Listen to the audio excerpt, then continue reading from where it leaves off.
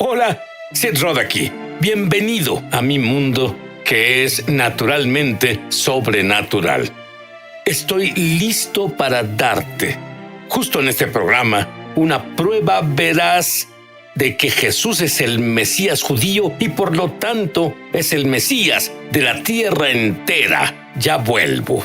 De un cantor en una sinagoga judía que era una canción cristiana. No creí que pusieran una canción cristiana ahí, pero esto se pone mejor. Esta canción probablemente te es familiar. Se llama Prepárame para ser un santuario. Ahora, si buscas la palabra santuario en el diccionario Webster, ¿sabes cuál es una de las definiciones? Lugar santísimo. En el templo, el lugar santísimo es donde Dios mismo habita. Así que la canción dice: Señor, prepárame para ser un santuario, o el lugar santísimo, puro y santo, probado y verdadero, dando gracias. Seré un santuario viviente, seré un lugar santísimo donde Dios mismo va a vivir. Oh, para ti, escuchémosla. Y esta canción nos hace preguntar para las personas judías en esa sinagoga conservadora y para quienes nos ven justo ahora, judío o gentil. ¿Cómo nos volvemos puros y santos? Bueno, la Torá, el libro de Deuteronomio, nos dice cómo. En el capítulo 18, versículos 15, 18 y 19, dice: El Señor tu Dios levantará de entre tus hermanos un profeta como yo. Para ti, era Moisés hablándole a mi pueblo judío. Así que será un profeta como Moisés, y a él lo escucharás. Levantaré para ellos de entre sus hermanos a un profeta como tú, y pondré mis palabras. Quiero que captes esto ahora. Pondré mis palabras en su boca. En otras palabras, dentro de su santuario. Dentro del lugar santísimo. Su cuerpo es como el santuario que guarda la voz de Dios. Ahora, si guardara la voz de Dios, eso significa que las personas judías en esa sinagoga cantaban una canción a Dios para prepararse para recibir la palabra de Dios o al mismísimo Dios en su interior. Y el que vendrá, obviamente será más grande que Moisés. Moisés no pudo hacer esto, debía ser alguien que viniera. Y el que vendrá les dirá todo lo que yo le mandé. Y luego hay ciertas consecuencias si no obedeces lo que él diga. Si alguien no presta oído a las palabras que el profeta proclame en mi nombre, yo, es Dios quien habla, yo mismo le pediré cuentas. Eso es muy serio. Ahora, el que vendrá y que morará en nuestro cuerpo, que será un lugar santísimo, es el Mesías. Y la sombra perfecta del Mesías era el sistema entero del sacrificio de animales en el templo. Tomaban un cordero inmaculado y éste moría por los pecados en el Yom Kippur. Y lo llamamos sustituto. En otras palabras, el animal moría por nuestros pecados cada año.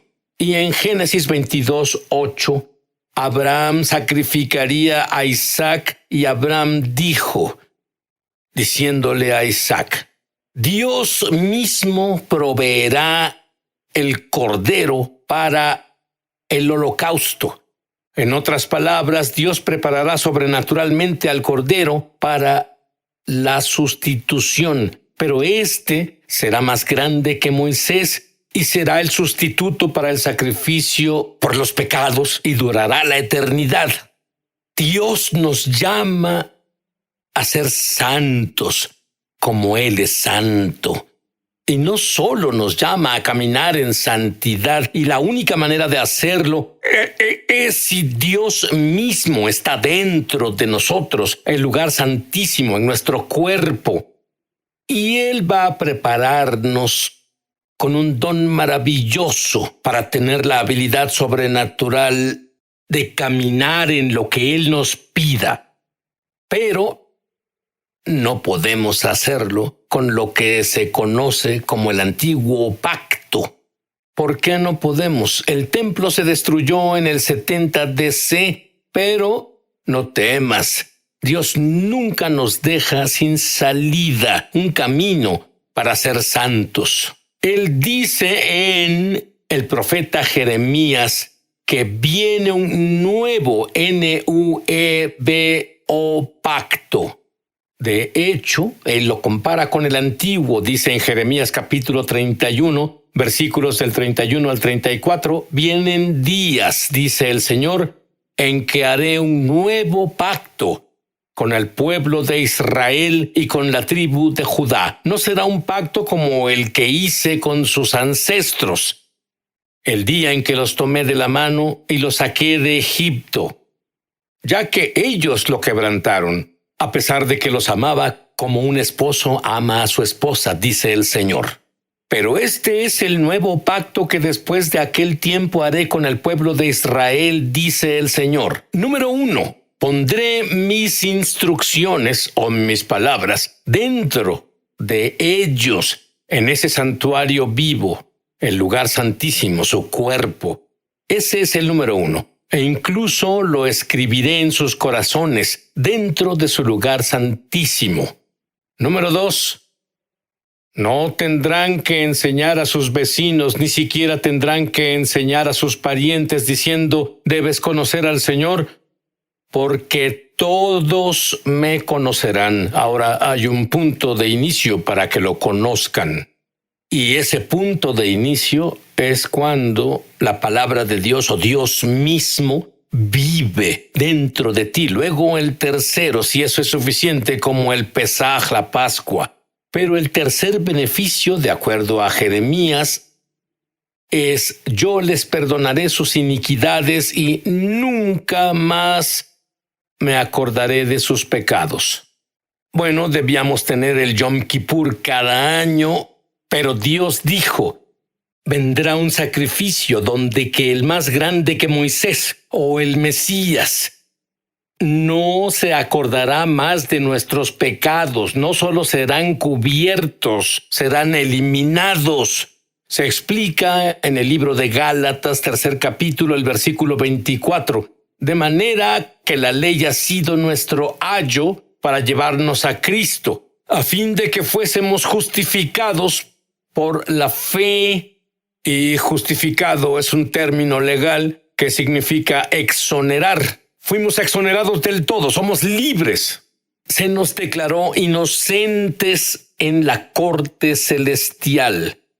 Evangelio significa buenas nuevas. La buena nueva es la historia de amor de Dios, de la restauración de la humanidad. Tú debes saber que mi padre nació en Polonia y el símbolo de gran antisemitismo para él era el cristianismo. Así que cuando me volví un creyente del Mesías, un creyente públicamente del Mesías, él no pudo entenderlo, no tenía sentido para él y no me permitió explicárselo, pero un día él dijo, bien, muéstrame por qué este Jesús es el Mesías. Y fui a una profecía hecha por el profeta judío Isaías, y esto es lo que leí. En Isaías capítulo 53, versículo 1, y solo llegué al versículo 11. ¿Quién ha creído a nuestro mensaje? En otras palabras, ¿quién creerá el reporte del profeta? Y era Isaías hablando, ¿quién ha creído nuestro mensaje? ¿A quién se le ha revelado el poder del Señor? Creció en su presencia como vástago tierno, como raíz de tierra seca. En otras palabras, habrá un nacimiento milagroso. No había en él belleza ni majestad alguna. No era atractivo y nada en su apariencia lo hacía deseable, despreciado y rechazado por los hombres. Varón de dolores, y cargó con nuestras enfermedades. Ahora, en hebreo, noté que en la Biblia cristiana tal vez no diga eso, pero el hebreo en realidad dice dolores y enfermedades. En otras palabras, no solo los pecados entran en esto, sino los dolores y enfermedades de la humanidad, y como aquel al que damos la espalda fue despreciado, y nosotros, el pueblo judío, no lo apreció. Soportó enfermedades, no eran suyas, soportó las nuestras y cargó los dolores. Pero nosotros lo consideramos herido, golpeado por Dios y humillado. Pensamos que Dios lo castigaba, pero fue traspasado por nuestras rebeliones y molido por nuestras iniquidades. Sobre él recayó la sanción o el castigo, precio de nuestra paz en él. Y luego las buenas nuevas. Y por sus heridas, sabes que cuando tienes heridas, sale sangre del cuerpo humano. Así que por sus heridas, con su sangre, con esa sustitución, con ese sacrificio, nosotros, el pueblo judío, no será sanado. Fuimos sanados. Como ovejas nos perdimos. Esto se escribió 800 años antes de que el Mesías viniera a la tierra. Y del profeta Isaías: andábamos perdidos como ovejas. Cada uno seguía su propio camino. Y el Señor hizo recaer sobre él la iniquidad de todos nosotros. Maltratado y humillado, ni siquiera abrió su boca. ¿Te imaginas ser oprimido? Fue peor que la opresión. Las Escrituras lo dicen, que fue golpeado duro. Nadie se preocupó. Fue arrancado de la tierra de los vivientes. Es otra forma de decir que murió. Él murió por la transgresión de mi pueblo, y murió entre los malhechores, aunque nunca cometió violencia alguna, ni hubo engaño en su boca. No hay nadie en la Biblia de quien Dios diga esto, excepto del sustituto perfecto. Y él quiso, y dicen, no había ni un engaño en su boca. Pero el Señor quiso quebrantarlo. Y eso, en ese punto: alto, dijo mi padre, estás leyendo una Biblia cristiana. Y le dije a mi papá: esta Biblia fue publicada por la Sociedad Judía de Publicaciones. Y mira esto, fue dedicada por un rabino ortodoxo. Pero mi padre tenía aún tantas preguntas. Pero él ni siquiera me preguntaba. Se congeló y yo no pude discutir el asunto de Jesús jamás. Este es el gran problema que el pueblo judío tenemos. Leemos en el mismo Tanaj que cuando el Mesías venga, el lobo vivirá con el cordero, habrá paz en la tierra. Y tú dices: mira alrededor, no hay paz en la tierra. Pero luego hay todo un grupo de profecías como la que acabo de leer, que Él morirá por nuestras enfermedades y morirá por nuestros pecados. Y por sus llagas fuimos sanados. Fuimos totalmente, nuestros pecados fueron expiados. Entonces, ¿cómo explicas el hecho de que parece que un Mesías morirá por los pecados, el otro Mesías marcará el comienzo de una era de paz, y todo en el mismo Tanaj? Bueno, los antiguos rabinos antes de la venida del Mesías dijeron dos Mesías: el Mesías Ben, hijo de David, Marcaría el comienzo de una era de paz, pero antes de que eso ocurriera, debía haber un Mesías Ben José que sufriera en nuestro lugar. Y si en lugar de dos Mesías, ¿qué tal un Mesías con dos apariciones? Una para hacernos un santuario, un lugar santísimo para Dios. Y una vez hecho esto, que regrese a marcar el comienzo de una era de paz. Tiene más sentido. Yo soy judío. Creo en un solo Dios. Su nombre eterno, según la Torá, es el Dios de Abraham, Isaac y Jacob. Y un Mesías, el judío, Jesús. Isaías 65:1 lo explica más. El Señor dice: me di a conocer a los que no preguntaban por mí. Dejé que me hallaran los que no me buscaban. A una nación que no invocaba mi nombre le dije: aquí estoy, aquí estoy.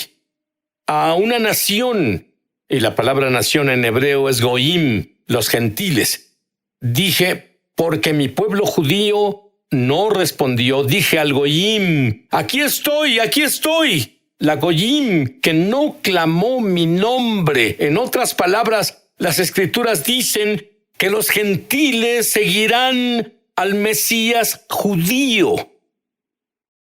Yo creo en un Dios, el Dios de Abraham, Isaac y Jacob, y en un Mesías, el judío, Jesús.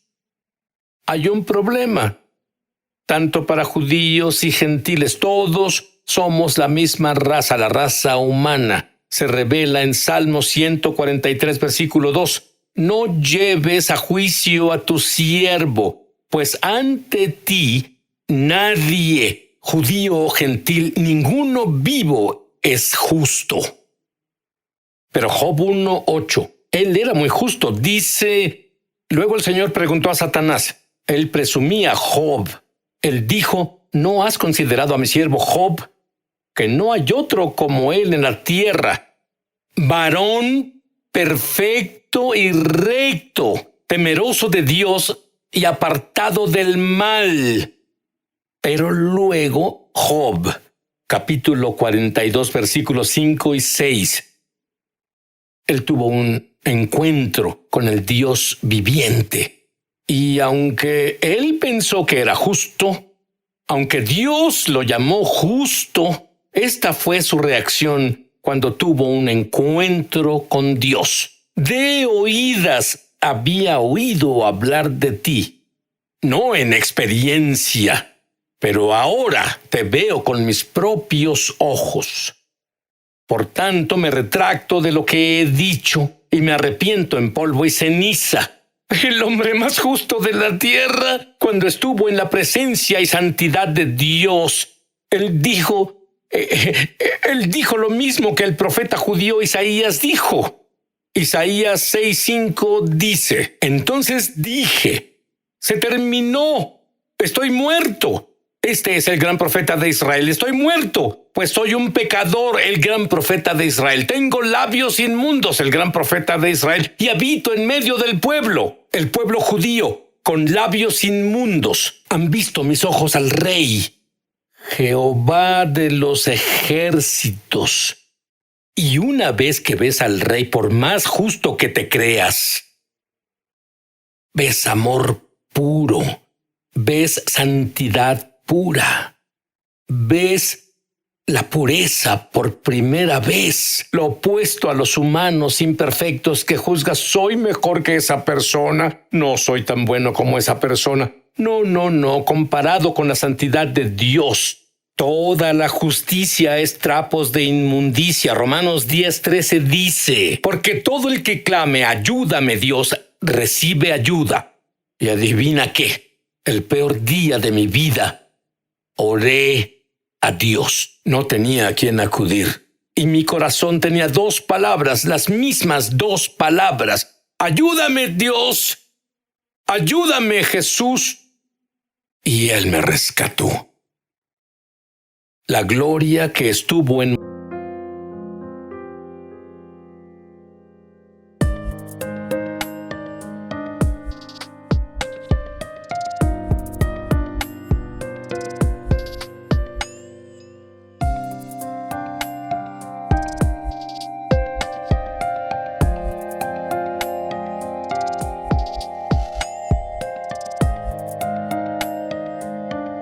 Moisés invadió mi recámara y luego sabía que Jesús era mi Mesías. Eso fue hace 50 años. Bueno, esa misma gloria cayó sobre mi padre.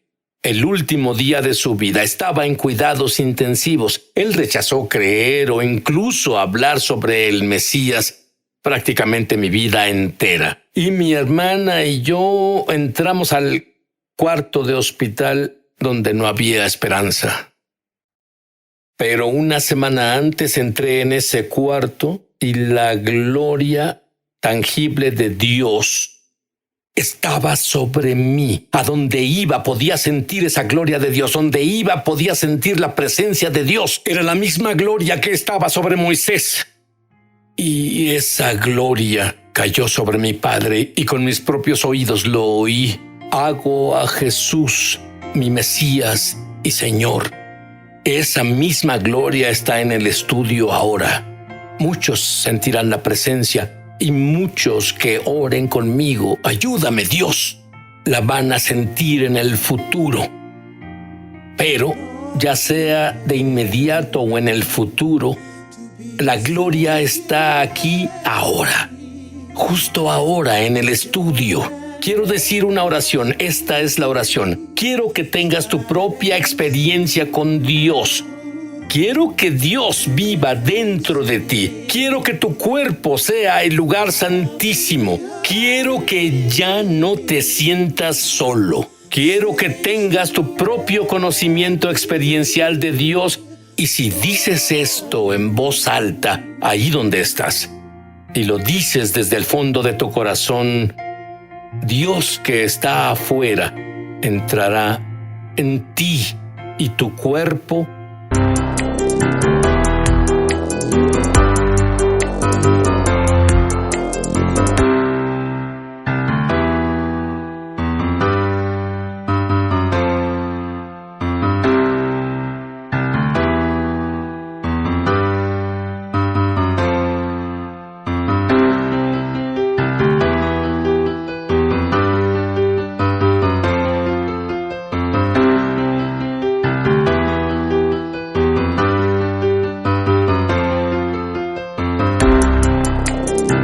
se volverá un santuario para Dios, un lugar sagrado. Repite en voz alta: querido Dios, he cometido muchos errores de los que me arrepiento. Creo que la sangre del Mesías fue mi sustituto por los pecados que he cometido. Y de acuerdo con tu palabra, no recuerdas más mis pecados. Y desde este momento soy santo a tus ojos. Ahora que soy santo a tus ojos, no debido a lo que hice, sino por lo que el Mesías hizo por mí, te pido que me prepares para ser un santuario, un lugar santísimo para albergar tu presencia. Entra en mí, Jesús. Te hago mi Mesías y Señor. Amén. Y amén.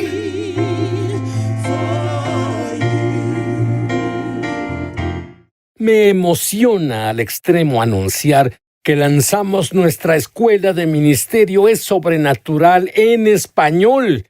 Entra en el enlace para comenzar tu viaje sobrenatural Y en realidad espero verte crecer en la gloria, en el Espíritu y en